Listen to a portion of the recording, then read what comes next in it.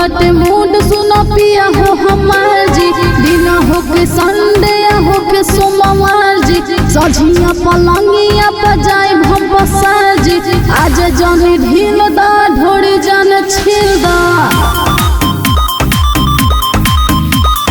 बनल बा मिजाज हमर हवा वाला फेल दा, तुहरा ला पहले बानी 16 हो सिंगार जी, बनल बाटे मूड सुना हो जाता जी, दिन हो के संडे हो के सोमवार जी, सझिया पलंगिया पर जाए हम बसार जी, आज जाने ढील दा ढोड़ी जान छील दा, बनल बा मिजाज हमर हवा वाला फेल दा।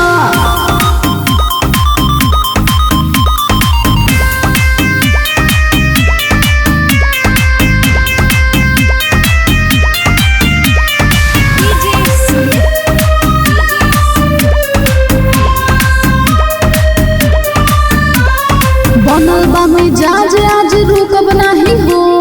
जबले ना कब हम सुतब नहीं हो, निमन बाटे दिन मूड काला रंगीन,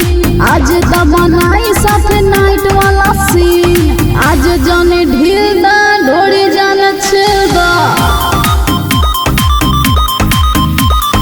बनल बा मिजाज हमर हवा वाला फेल दा, बनल बा मिजाज हमर रुकब नहीं हो, जबले कहब हम सुतब नहीं हो, निमन बाटे दिन मूड कर रंगीन, आज दमनाई साथे नाइट वाला सीन, आज जानी ढील दा ढोड़ी जान छील दा, बनल बा मिजाज हमर हवा वाला फेल दा।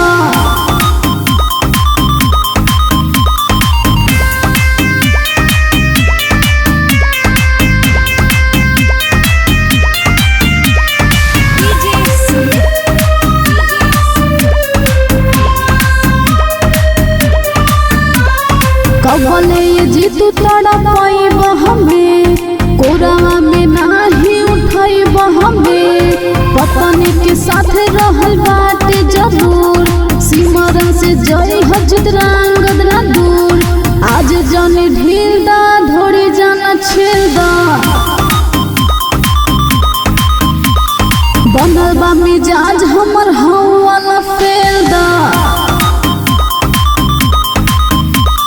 कबले ये जीतू तड़ पाइब हमें, कोरावा में नाही उठाइब हमें, पत्नी के साथ रहल बाटे जरूर, सिमरन से जई हजत रंगत ना दूर, आज जाने ढील दा ढोड़ी जान छील दा,